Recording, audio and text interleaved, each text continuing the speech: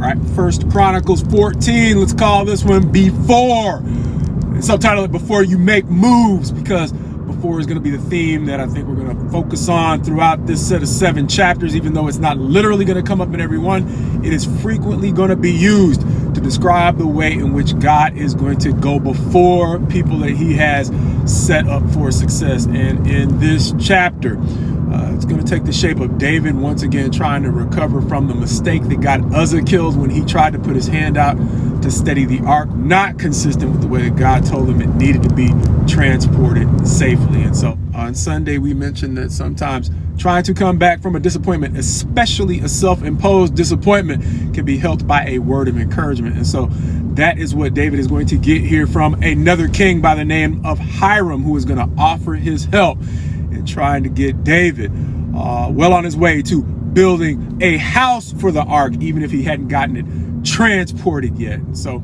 that assistance isn't going to be talked about much in this chapter, but in other chapters where it describes the way in which David began to make the preparations, it's going to talk about how much Hiram admired David. And so I'm guessing his encouragement at this point is going to be huge for David, because the next part of the chapter is going to talk about the way in which he eventually begins to set up his family in Jerusalem. Understanding he's had a few kids in Hebron, he is now going to have the opportunity to settle down and have a little bit of peace. And it's going to describe for us the kids that were born to him during that more peaceful time of his reign as king of Israel. But as we have mentioned before, our success is not always going to bring a unanimous round of applause. And so in spite of Hiram's encouragement and the period of growth that moving to Jerusalem is going to afford David, we are going to see that he still got the Philistines to deal with, because once they hear that David has become king, they're going to want to hunt him down, and that is what they're going to do. However,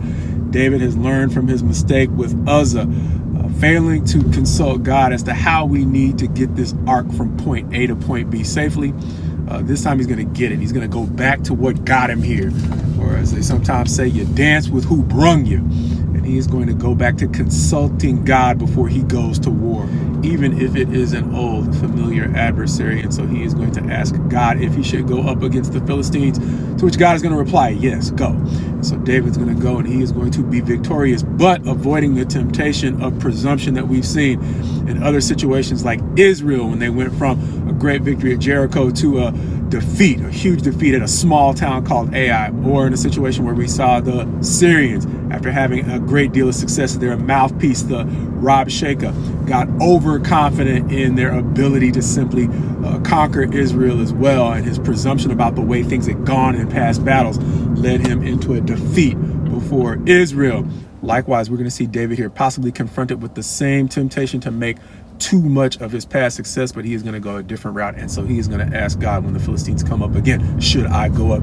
At which point God is going to say no, but it's not going to be a firm no. It's going to be no, do not go up, go around. And so in telling David to go around, he is going to make his landmark a set of balsam trees. And so by the time David makes his way around those balsam trees, it is going to give God the chance to, as we've entitled this week's set of lessons, go before David into battle. And as God is going to tell David, once he has gone before him in the battle, that is going to ensure him victory over the Philistines this time, helping David to avoid the presumption that has caught up armies we've seen in the past, and that is presuming that the same battle plan is going to get the same results, even if it's against the same enemies. But by allowing God to lead him on a longer path around the Philistines, he actually afforded himself the opportunity to let God lead him into battle, a path that was actually going to take him from being a big thing in Israel to being a big thing in the world, helping us to understand that there are times when God is going to